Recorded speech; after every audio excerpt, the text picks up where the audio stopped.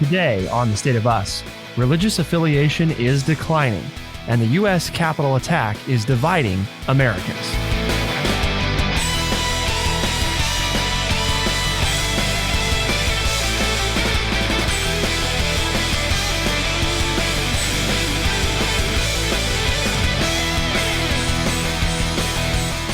Welcome to The State of Us. I'm your host, Justin T. Weller, joined, of course, today by the friendly redneck liberal and senior historian here at True Chat, Mr. Lance L. Jackson.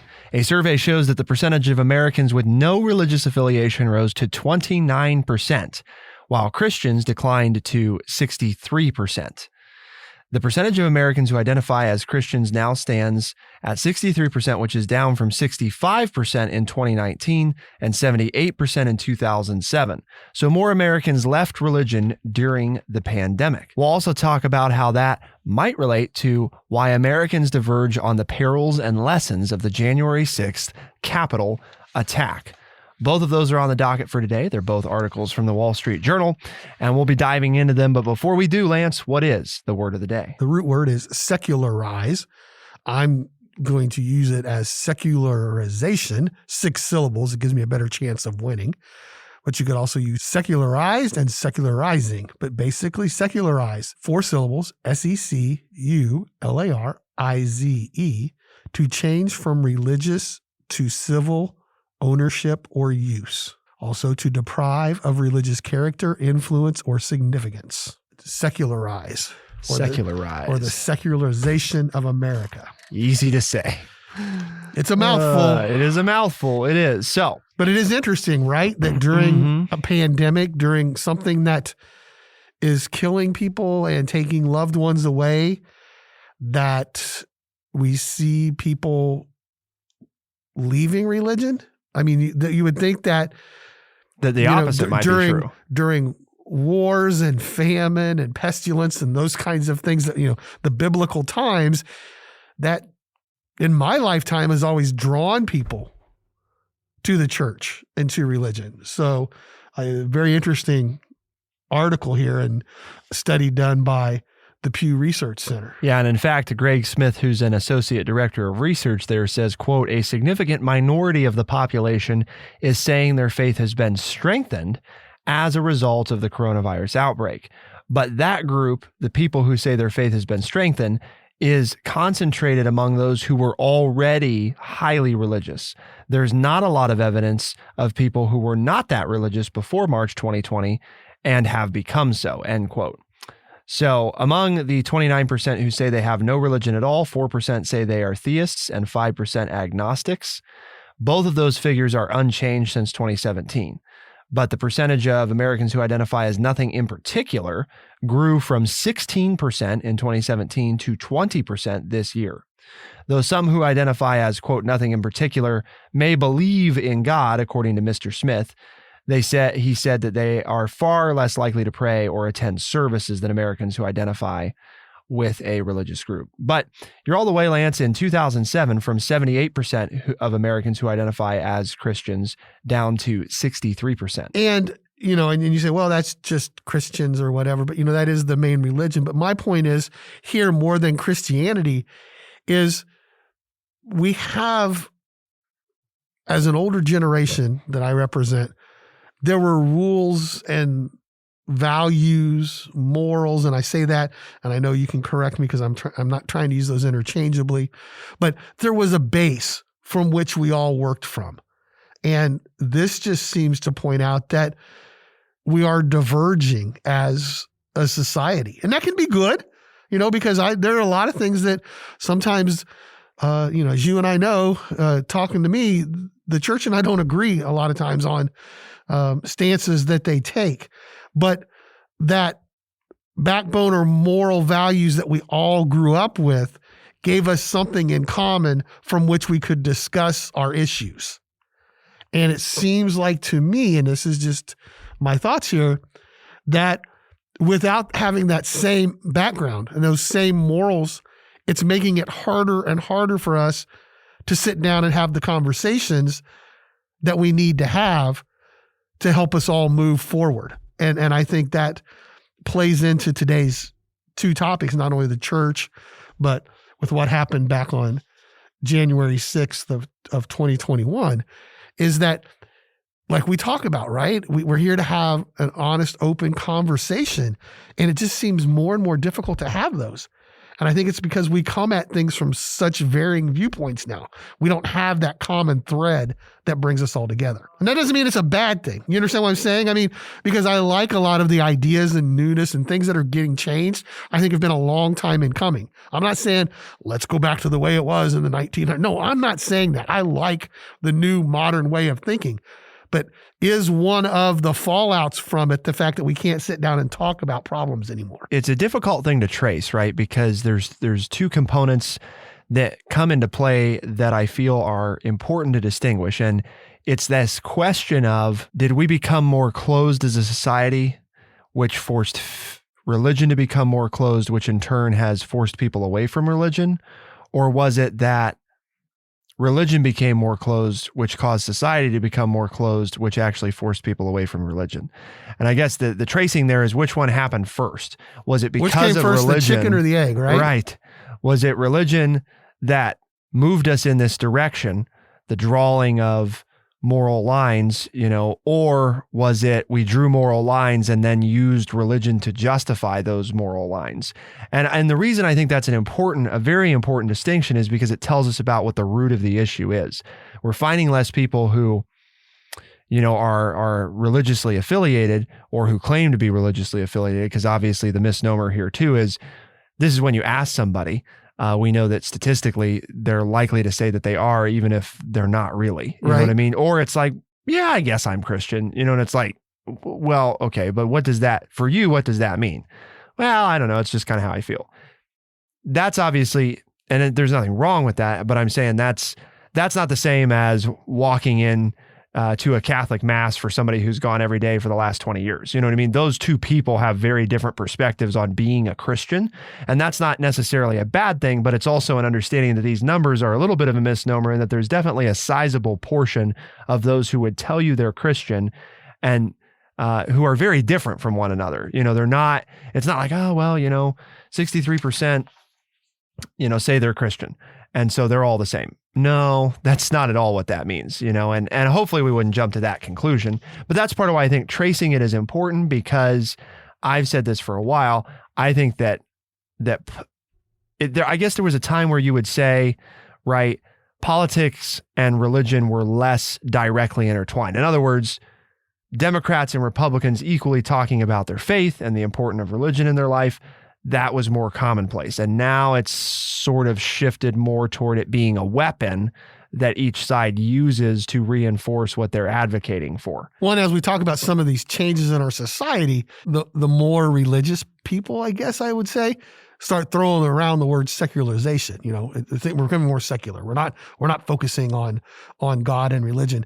And while I guess, and I understand where you're coming from, but my point, going back to it, is we've lost the common ground. I mean, whether you went to church or not, or believed in God or not, there seems to be, and maybe this is my old brain just not, misfiring a little bit, but generally in society it was, well, you didn't lie. You didn't mistreat the elderly. You took care of children. Okay. Those were commonalities that you had, whether somebody was sitting in the church pew with you or not. When I was growing up, we had those common virtues and values from which then we could have conversations about things that we didn't agree upon. And I don't know if that was because more people were Christian or what, but now it seems like we've lost that common set of values. And so we can't even sit down and have a discussion about a civil discussion about different political things that go on, or whether or not there should be, alcohol or the use of marijuana, or the one that you don't ever want to talk about, abortion. We can't even have a civil conversation because, oh my God, because my way is the only way and the right way. And so then we have no discussion and we just get into two camps. And that's not the way to push society forward. We have to have some common ground to sit down and discuss things. And to me, we've lost that common ground. And I don't want to say it's because of religion, because I wouldn't necessarily say treating people right. And all, I mean, yes, can you find religious teachings, but you can find it within religious teachings, not only inside of Christianity, but religious teachings outside of Christianity. There were some basic moral values that we all had, and that seems to have dissipated. I guess I wouldn't be doing my due diligence as the resident millennial, and as we're talking about the secularization of society there, the thing that comes to mind as you're talking about that, and this is not a rhetorical question, I am actually asking our audience to think about this and really take this in. Was what Lance described really how it was, or is that just what we saw? In other words, was it the story that we all agreed to tell each other versus what was actually happening? And I really don't mean that rhetorically, because there's an argument there, and not to go too deep into the philosophical side, but it's almost that side of, well, does it matter what was really happening? Because if that's what we all believed, then that was our reality. And so I guess, maybe I'm answering my own question there of maybe that's a moot point, but I do think I just want to give that tidbit out there for people to think about is we all know, I mean, we've talked about this on The State of Us before, we tend to view the past more favorably than the past actually was. We all have that tendency. That's true. No, that is true. And it increases with age too. We tend to be less judgmental of the past and more conciliatory as time goes on toward it. And again, that's not saying that Lance is wrong, because I do think, I mean, we know statistically, right, that Americans feel more divided than they've been in a long time. Again, whether or not we actually are, kind of irrelevant, because if that's how everybody feels, then that's how they're going to act based off of that, right? So even if we do what you and I have done, Lance, right, and we've looked at these studies and we've said, hey, we're really not that far apart on these issues, because when you ask them just about the issue, what do you think we should do about this? What do you think we should do about this? We can usually find stuff, especially on big things like infrastructure, that most Americans can come together on and say, yeah, we all think we need to do X, Then when you get into some of the more tricky areas like abortion or gay rights or that kind of stuff, the thing that I think has been interesting as I've looked at history is how there was a time where, or at least it seems to be that way, and maybe some of our older listeners can speak to this, where they didn't have to, they weren't necessarily lashed together. Where you were politically, where you were religiously, and where you were morally weren't necessarily all one and the same, but because, to Lance's point, everybody had sort of this commonality, a basic, understanding, everybody was sort of talking about it from that standpoint. And now what happens is that ground doesn't exist. We're sitting here on islands and kind of shouting across at each other. And then also we're going to talk about here in the next segment, as we sort of talk about, well, why are we discussing this religious component with the Americans diverging on the perils and lessons of the January 6th Capitol attack? What do they have in common? And in order to do that, we're going to do a little bit of history on reminding people that just because we know religion to be a certain way right now today doesn't mean that's how it's always been. And specifically Americanized religion, I think is a big one and important to talk about as we're tracing this. So we've got plenty more to discuss. Keep it here on The State of Us, and we'll be right back.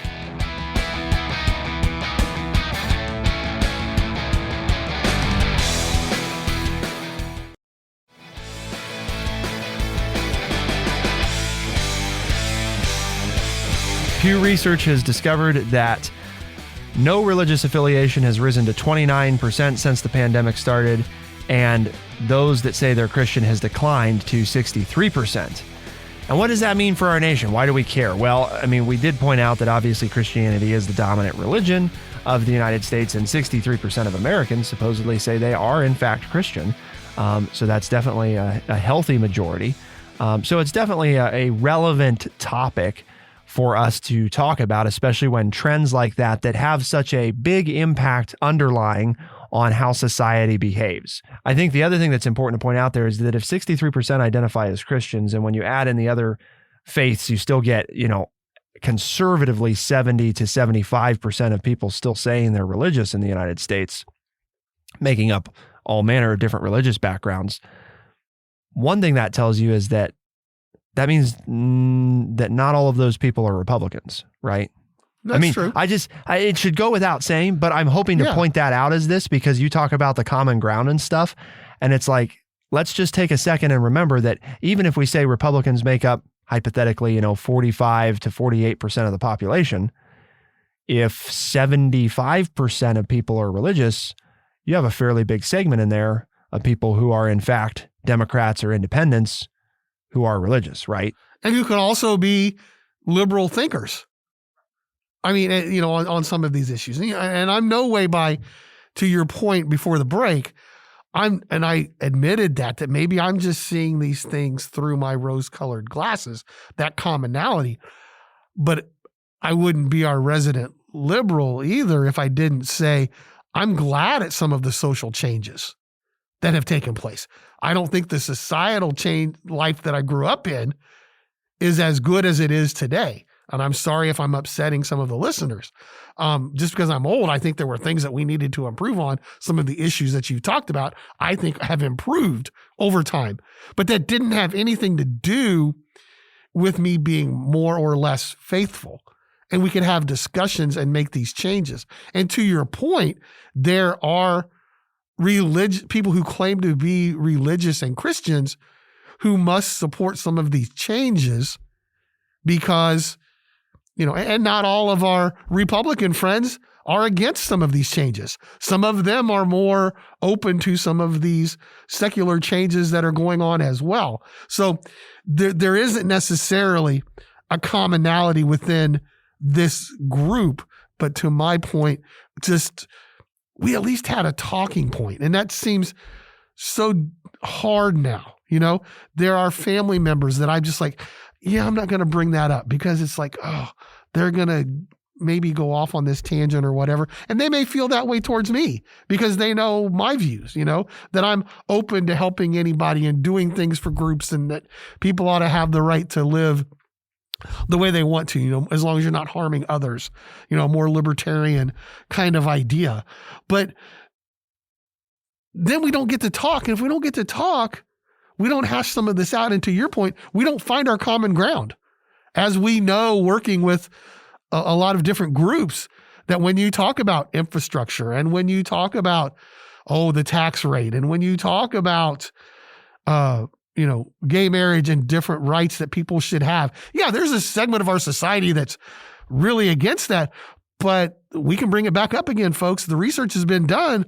2 out of 3 to 3 out of 4 Americans agree on a lot of things that our politicians say, we shouldn't agree on. Right. Well, but we do, we really do. Because as we've discussed before, and I think this plays true into the secularization of society as well, not just politically, but also from a religious and faith standpoint, there is a benefit.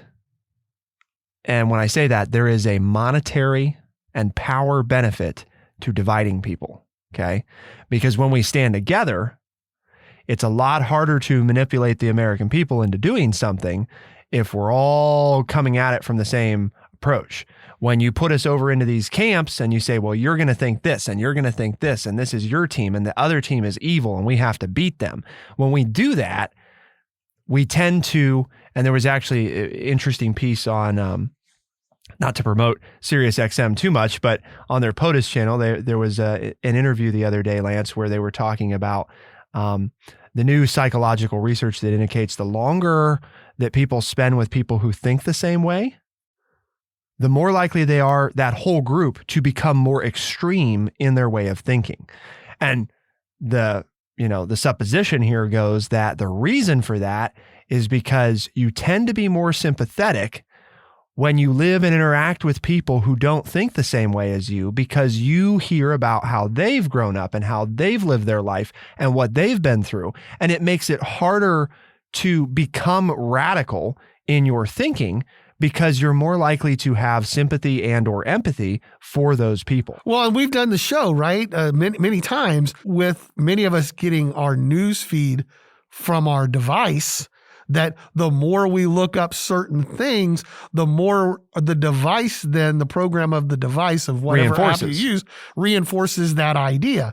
And we've gone from, and again, I'm not saying it was good back when we went from ABC, NBC, and CBS as news channels. and they all basically reported on the same things and all basically said the same things. So now we have news where, well, we've got CNN, Fox, MSNBC, and to your point, oh, this is who I listen to all the time, so I only get one idea from that group, and we don't even turn on the other station to listen to what their ideas. And then all of a sudden now, well, we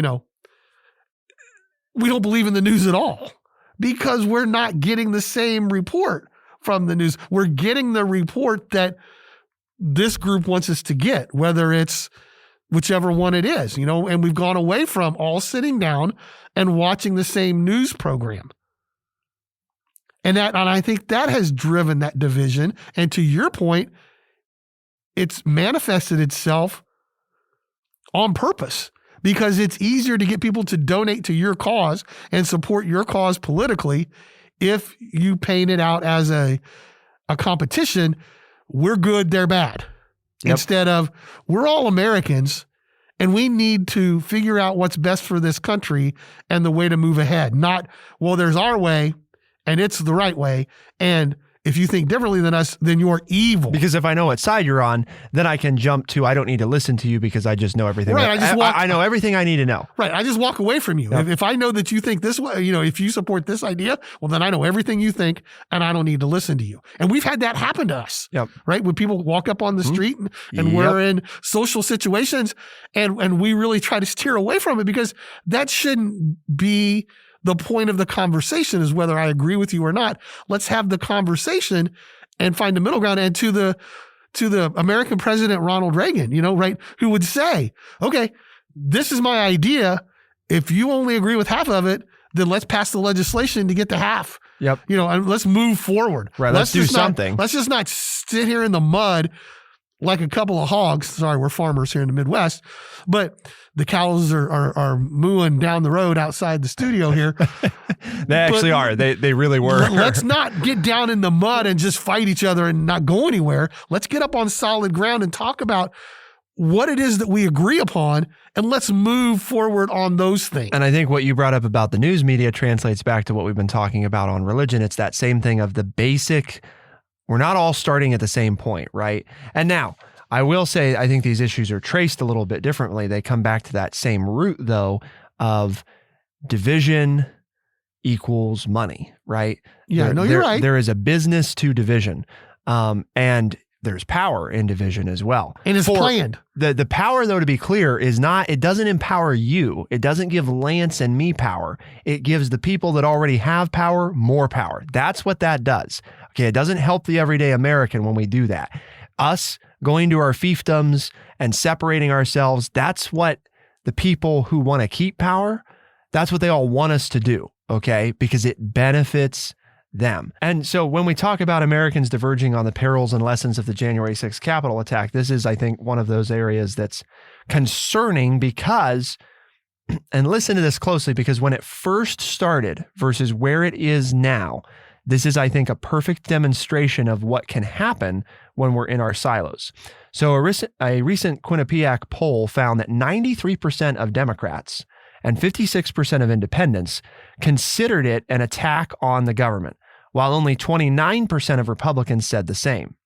But a Pew Research Center poll showed a declining share of Republicans who believe it is important that rioters be prosecuted, with 57% expressing support in September, down from 79% in March, while Democrats have been fairly steady at 95%.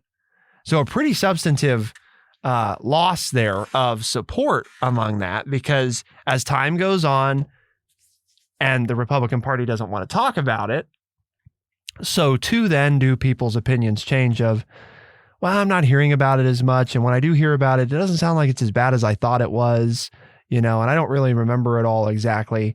And it's amazing how that stuff over time translates to it. Now, again, if I had been in charge, I think the direction to go would have been to own it, right? To own it and move past it.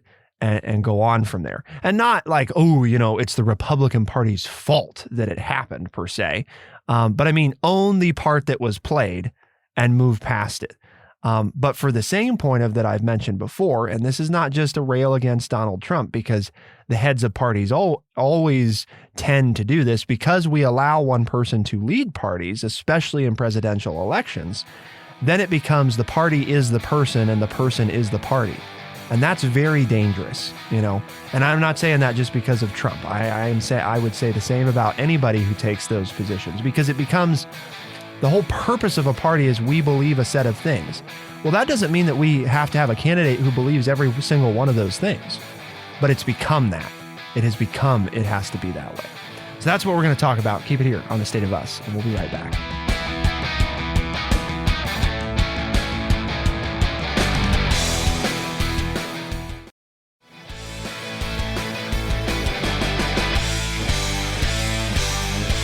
We're going to turn to our senior resident historian and ask him what he thinks about, just after a year since the Capitol attack took place, already. There was a good bit of unity when it took place. There really was. And I mean, if you watched, you know, even some of the discussions that were had that night and some of what our elected representatives from both parties said were very similar. But by the next day, it was amazing how that had already started to dissolve.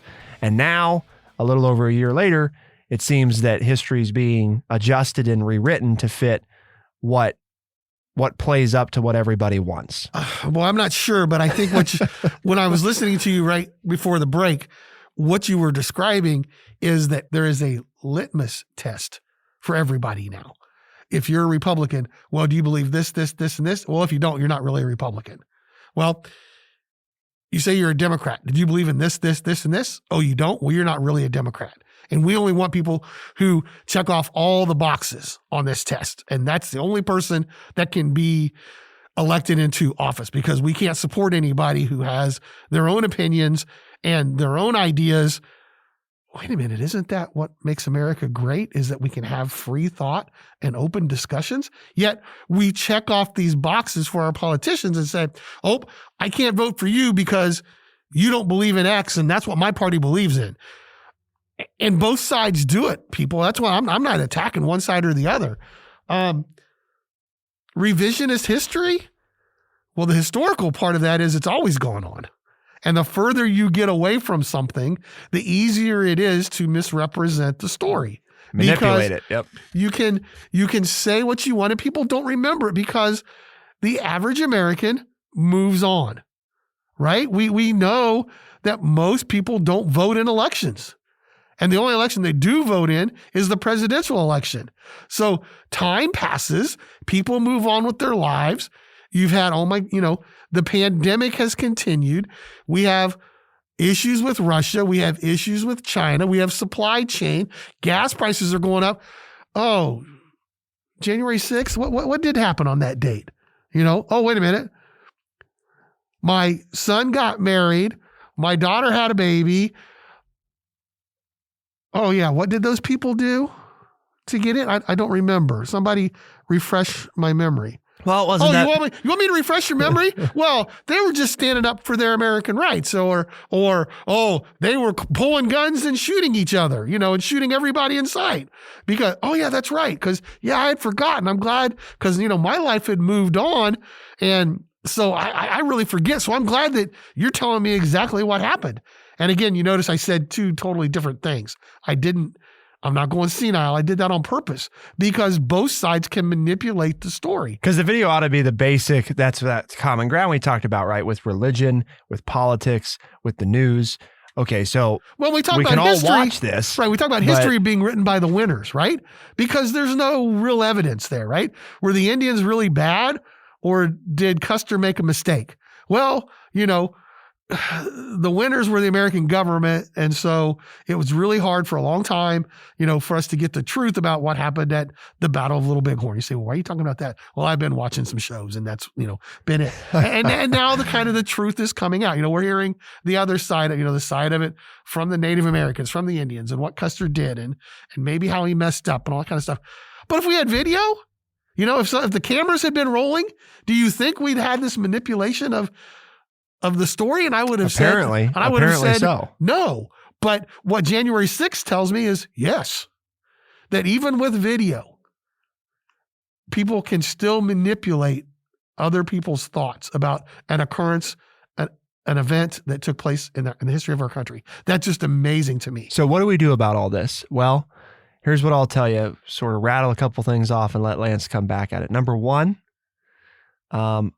social media needs curtailed heavily. And what do I mean by that? Are we doing away with it? No, I'm not saying we have to do away with it, but we've been talking about this for a while. There is real damage being caused every day by social media. And people are like, oh, society's weak and what? Yeah, maybe we are weak, but we're all weak, just to be clear, because I can tell you, having been somebody that didn't think I could be susceptible to those things, the more time that I spend on social media, which has come and gone over the years, depending on what I was doing in life, it's amazing how much time can be lost fast to that. And it's amazing what it can do to your mood when you're really paying attention to it. So the number one thing I think that has to happen is that has to occur, because the perversion of the reality of information is a huge underlying factor to why we don't get along and why there's such a big divide and why my generation and the generation behind me is highly pessimistic and not very patriotic, because they don't see much good coming out of this country, and they feel increasingly like they are targeted and belittled for what they believe. And that's on all sides. I'm not saying that's exclusive to, but people in my generation, whatever side they're on, I think they would all identify that as an ongoing thing. Well, I have to be careful about who I share what I believe around, because they might attack me for what I think, and that tells you a lot about what you need to know. So social media, I think, is huge. Curtail that via regulation and deciding as a society that we're not going to allow it to control us, because we are allowing that to take place. And that must stop. And I really do believe that's a huge part of it. Number two is I think we have to continue to build on what's started, which is the investment in rural America and making it appealing for people of all backgrounds to live in places like that, because we don't want the fiefdoms or fiefdoms to take place. We don't want you to group together with only people that you know. Now, granted, only, right? I just want to put that caveat in there. I'm not saying that it's not okay. I'll be honest, there are times, right, where I want to hang out with people who have a shared history that I have, right? Or who have been through similar experiences. We all crave that. We all crave the belonging, the sense of identity. So I'm not saying that there's never a place for that, but to only ever be exposed to that is part of where we are. And that's why, again, investment in making it possible for people to have the lives they want in rural America. We've seen the exodus taking place from America's big cities. We've seen the housing issues that are taking place. There will always be a place for big cities, but that doesn't mean that that's the only way there is to live successfully. And as we've seen with some of the investments happening in Ohio, Intel building a new plant there, the expansion, there are possibilities in that realm. And the third thing, which is on the religious front, separate the difference between faith and religion. Please, I feel like I've been beating this drum for a long time. Faith is the strong belief in God or in the doctrines of a religion based on spiritual apprehension rather than proof necessarily. So religion is actually in the definition of faith, but they're not mutually exclusive, because religion is the belief and worship of a supreme controlling power and under a particular system of worship. Okay. So I think that's a very important distinction to make. You can have faith and not have a religion. Likewise, you can technically be religious and not necessarily have faith.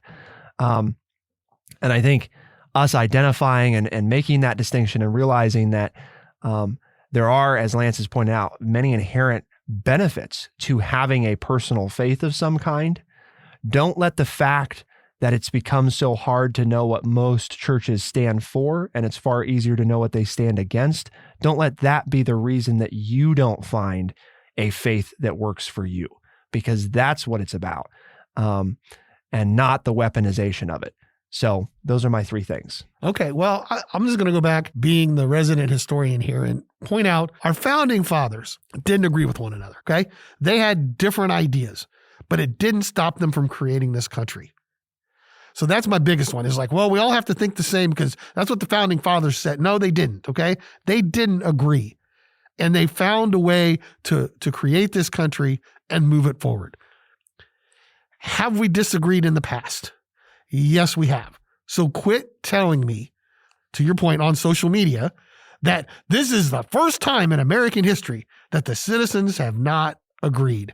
No, if you study American history, we have spent more time disagreeing about the direction of the country than we have agreeing on the country.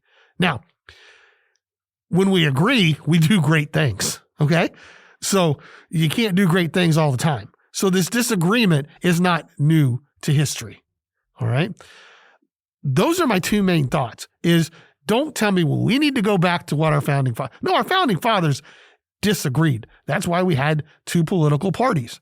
That's why you had Jefferson and Hamilton, each on the side of George Washington. He brought them together because he wanted to hear the disagreements, because he said that would make it easier for him to make the right decision, to listen to both sides. What a novel concept, right? In order to make up your mind, you should listen to both arguments. And we don't, as a group now, as a group of Americans, we don't do that anymore. To Justin's point, with social media, we get our side and our side only, and we're driving that way. And I think that is bad for us as a people and as a country. And it's also not historically what we've done, okay? So I am, contrary to Justin, I am optimistic for the United States because from my generation's perspective, we have gone through struggles before. So I understand his generation, the millennials out there that are listening to us, where you guys have never seen a lot of good things coming from the United States, but I have. But yeah, we do have some negative things.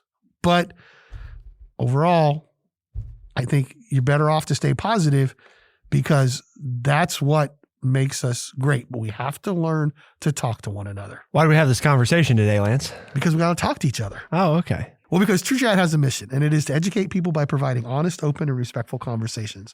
And if you've enjoyed today's show, or you didn't, contact us. Let us know what you think. All right. Send us an email at podcast@thestateofus.org and talk to your friends and your family about it. And they say, well, where can we listen to this? You say, well, as a podcast. These guys are on Spotify, Overcast, Stitcher, Apple Podcast, and everywhere podcasts are found. The State of Us is available Tuesdays and Thursdays as a podcast, and we're heard across the country on AM and FM radio stations. So be sure to check your local talk station and see if they have the State of Us. I think today, I don't know, Lance, what do you have? Who's got the victory for secularization? I thought I won by one, but that's okay. Okay. We'll have to let Bradley, I'm sure when Bradley gets done editing, I probably lost by two. The ultimate arbiter of truth, Bradley Butch. For the State of Us on True Chat in Urbana, Ohio, I'm Justin T. Weller. I'm Lance Jackson. Special thanks to Bradley for correctly arbitrating the truth. And thank you, our audience, for tuning in. We'll see you next time. Be the change.